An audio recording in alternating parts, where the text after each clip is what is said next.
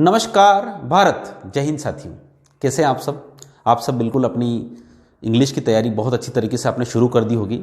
पर युद्ध गुरुकुल की तरफ से आज ये क्लास 1 है, क्लास 1 फॉर ऑल एस्पिरेंट्स जो कि अंग्रेजी की तैयारी कर रहे हैं, इंग्लिश की तैयारी कर रहे हैं। और इंग्लिश की तैयारी वो किस रूप में कर रहे हैं वो ध्यान रखिएगा। अगर वो एमपी टेट में है और एमपी टेट में वो वर्ग 1 और 2, मेरा सभी से निवेदन है कि वीडियो को पूरा देखें। क्लास 1 है ये और इसी प्रकार से आपकी ग्रामर की क्लासेस चले रहेगी बिल्कुल। तो एमपी टेट वर्ग 1 व 2, इसमें सी टेट वर्ग 1 और 2 में आपका माध्यमिक शिक्षक और उच्च माध्यमिक शिक्षक दोनों ही कवर होंगे।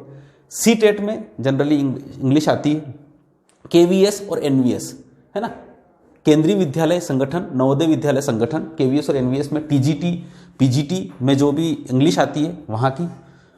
पटवारी में आपको पता है 25 नंबर की अंग्रेजी आ रही है अभी। फॉरेस्ट गार्ड में भी 25 नंबर की अंग्रेजी आ रही है ना। आगे जाके ऑल कॉम्पिटिटिव एग्जाम, इस फॉरेस्ट गार्ड के अलावा आपको पता है जेल प्रहरी की एग्जाम भी होगी अभी, उसमें भी आ रही है। अगर आपके पास यहाँ पे बैंक की तैयारी कर रहे हैं आप तब भी, और एसएससी जैसी एग्जाम्स जहाँ पर इंग्लिश, जनरल इंग्लिश वो सारी की सारी जगह आपके पास जनरल इंग्लिश में जहां पर भी आपको लगेगा वहां पर आपको इंग्लिश की ये क्लास 1 है। ठीक है, अब इंग्लिश में क्लास 1 में अपना मेरा मकसद है कि हमको पढ़ना कितना है, क्योंकि सबसे इंपॉर्टेंट क्या है कि जब कोर्स को करना होता है तो उसको खत्म भी करना है और कितना हमको पढ़ना है और कितने समय में हम इसको लगभग पूरा कर देंगे। तो लेट्स स्टार्ट। जनरल इंग्लिश को मैं 3 भागों में डिवाइड करता हूं। कितने भागों में डिवाइड करता हूं? 3 भागों में। सबसे पहले है वोकेब, उसके बाद होती है ग्रामर, फिर होता है रीडिंग।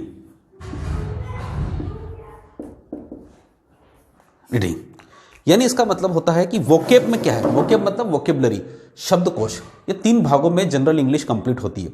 केवल ग्रामर पढ़ने से अंग्रेजी नहीं आती है, केवल पढ़ने से नहीं आती है और ना ही केवल वोकेब पढ़ने से आती है। तीनों का बैलेंस आपके साथ रहेगा तभी आपके पास होगा। अब इसमें क्या पढ़ना है, कितना पढ़ना है, देखो वोकेब में पहले सबसे पहले आते हैं आपके पास वर्ड्स। वर्ड्स मतलब होता है शब्द। शब्द का मतलब यह होता है कि कम से कम आपको कोई भी एक शब्द है, उस शब्द का अंग्रेजी अर्थ क्या होता है जो लगभग कॉमन नहीं है।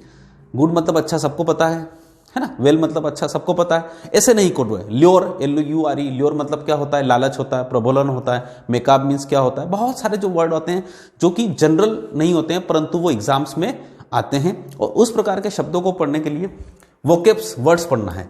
तो कम से कम हमें 140 वर्ड्स, मैंने लिख रखा है यहाँ पे कि 140 वर्ड आपको पढ़ना है। दूसरा अगर आप हम देखें वर्ड्स, ठीक है, जिसमें क्या रहेगा, एंटोनिम्स भी रहेगा, सिनोनिम्स भी रहेगा, आपके वो सारे से वर्ड रहेंगे। उसके बाद मैं पूरा ले लेता हूं कि किस प्रकार से मैंने चीजों को बनाया है। उसके बाद आपका आता है वन वर्ड। तो वन वर्ड यानी जब आपको एक लाइन बोलते हो कि ऐसा आदमी जो which is who is powerful, तो उसको क्या बोलते हैं? अगर पावरफुल है तो ओमनीपोटेंट बोलते हैं। एक ऐसी वस्तु जो हर जगह व्याप्त होती है, ओमनी प्रेजेंट बोलते हैं। तो इस प्रकार से वन वर्ड है। तो यहां पर वन वर्ड आपको कम से कम 230 वन वर्ड हम बता रहे हैं। इसका मतलब ये बता रहा हूं क्योंकि ये हमारे युद्ध गुरुकुल के कोर्स में ये सारी चीजें रहेगी, है ना। हम ऑफलाइन की क्लास में भी इसी प्रकार से पढ़ाते हैं, ऑनलाइन की क्लासेस में भी इसी प्रकार से रहेंगे।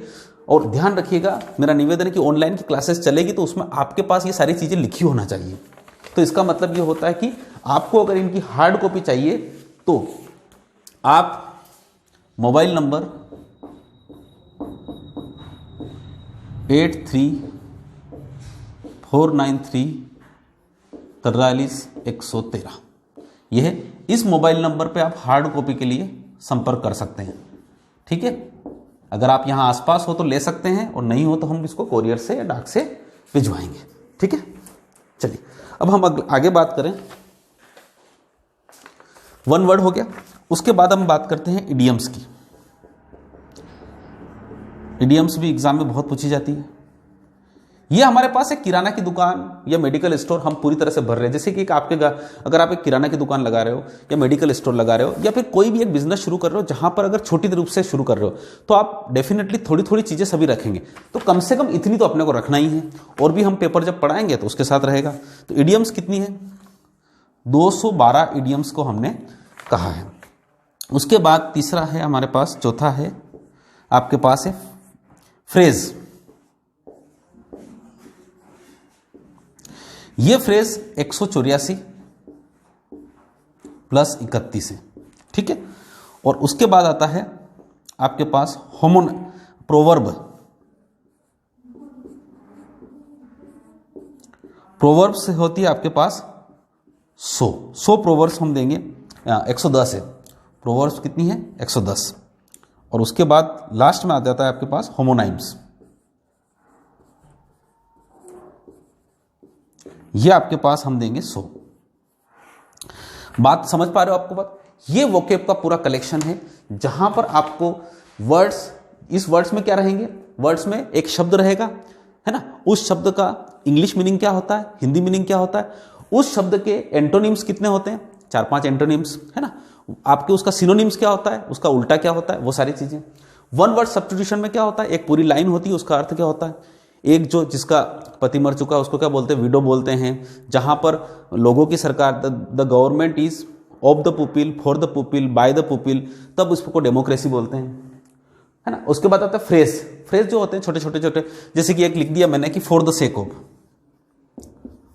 फॉर द सेक ऑफ, ये हो गया। या गिव अप हो गया ना। नाउन फ्रेज होते हैं, वर्ब फ्रेज होते हैं, एडजेक्टिव फ्रेज होते हैं। तो इस प्रकार से, तो फॉर द सेक का मतलब होता है के वास्ते। गिव अप का मतलब क्या होता है? छोड़ना। जो कि मतलब शब्दों से अपने को लगता है कि ये कुछ अलग होगा, ठीक है। तो ये आपके पास कितने हैं फ्रेज? ये फ्रेज कितने हैं? 184 प्लस 31। प्रोवर्ब मतलब होती कहावतें, जैसे कि माइट इज राइट, जिसकी लाठी उसकी भैंस, honesty is the best policy, ईमानदारी एक अच्छी नीति है ना। Rome was not built in a day, हथेली पर दही नहीं जमता। बहुत सारी कहावतें हमारे पास। There is a will, there is a way, जहां चाह वहां रहा। इस प्रकार से एग्जाम में ये आती है। तो ये प्रोवर्ब हो गई। और होमोनाइम्स का वर्ड का मतलब क्या होता है? जैसे कि होमोनाइम्स का मतलब होता है जिसके प्रोनाउंसिएशन एक जैसे हो, जैसे बियर, बियर और BEER। अब ये बियर मतलब भालू होता है और ये बियर मतलब अब सब जानते हैं, है ना। ठीक है। तो ये इस प्रकार से होमोनाइम्स हो गए। तो इस प्रकार से वोकेब का पूरा सेशन रहेगा। अब ग्रामर की बारी आती है। ये सबसे पहले पढ़ना जरूरी है। इसका रीजन क्या होता है कि इसको बार बार ग्रामेटिकल वाला पोर्शन में क्या होता है कि एक बार पढ़ लें आप और एक बार प्रैक्टिस कर ले तो लगभग बहुत सारे रूल्स याद हो जाते हैं। पर यहां पे वर्ड्स को, वन वर्ड को बार बार जितना रिवाइज करेंगे उतना फायदा होगा, ठीक है।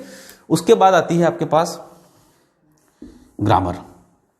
ग्रामर में सबसे पहले पढ़ना है आपको पार्ट्स ऑफ स्पीच। क्या पढ़ना है? Parts of speech.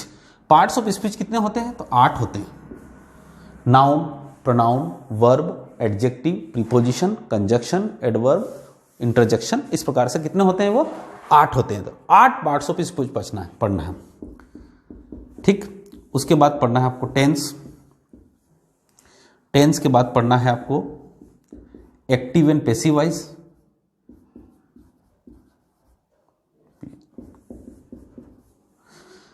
ठंड बहुत ज्यादा है, हाथ भी उतना वर्क कर नहीं रहा है।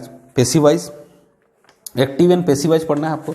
उसके बाद आपको नरेशन पढ़ना है, डायरेक्ट इनडायरेक्ट नरेशन। इसके बाद हमें पढ़ना है आपको कुछ चीजें छोटी छोटी होती है, जैसे आर्टिकल अलग से पढ़ना रहता है। ये अगर हम छठे की बात करें तो होता है डिटर्मिनर्स।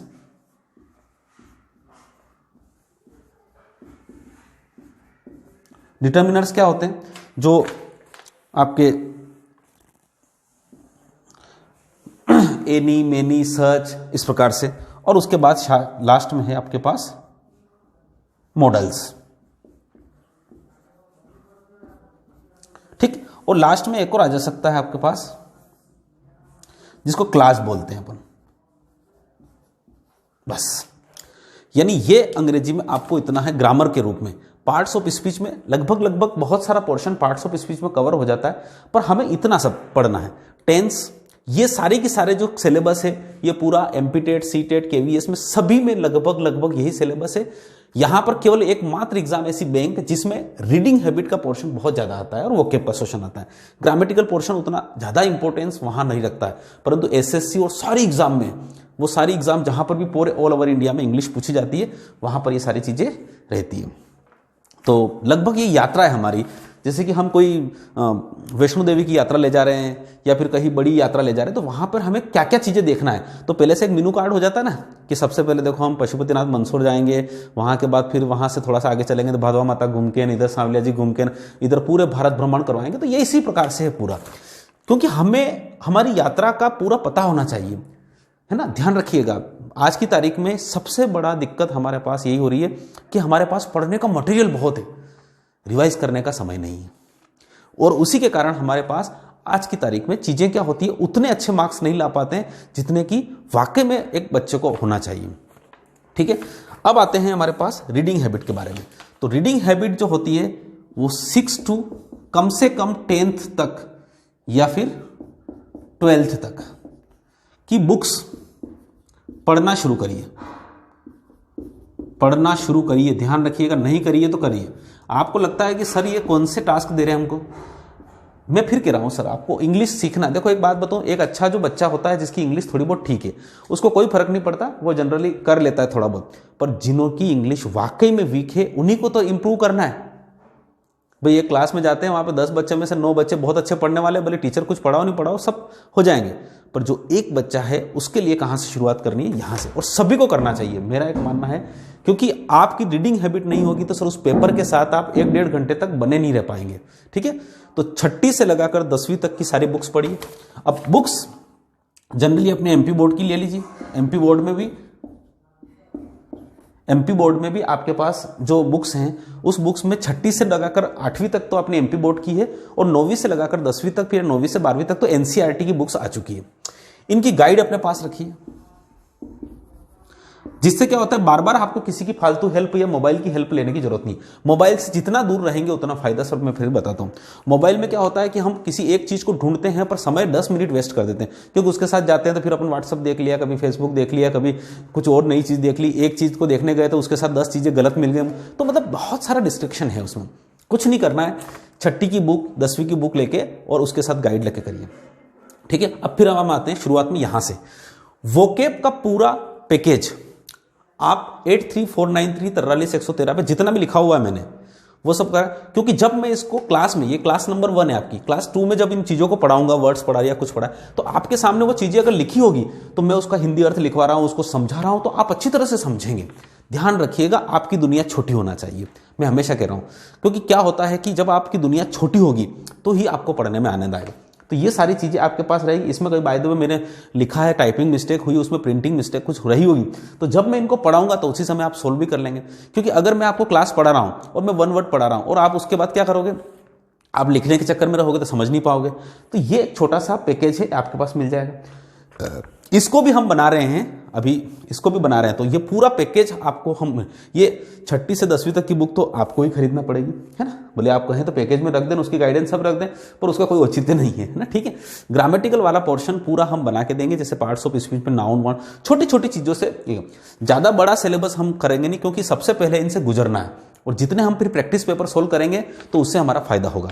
तो कोशिश हम करेंगे कि भाई आज की 3 तारीख हो गई, आपकी 16 तारीख हो गई, कोशिश करेंगे कि ये लगभग फरवरी के पहले सप्ताह तक ये सारा मटेरियल खत्म हो जाए। उसके लिए आपको हमको बहुत मेहनत करना पड़ेगी, क्योंकि जब एग्जाम से पहले अगर अपन प्रैक्टिस पेपर नहीं करेंगे तो मजा नहीं आएगा।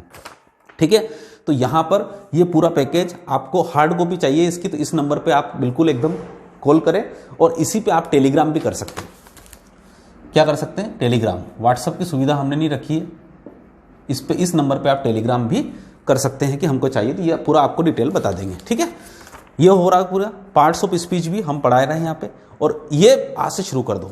देखिए मैं फिर कह रहा हूँ, कम से कम 1 घंटा आप इसको दीजिए, कम से कम 1 घंटे इसको दीजिए, और इसको अगर आप डेली के 2 घंटे भी दे सकते हैं तो कोई बात नहीं, क्योंकि अगर आपने जितना पढ़ा उतना मजा आएगा।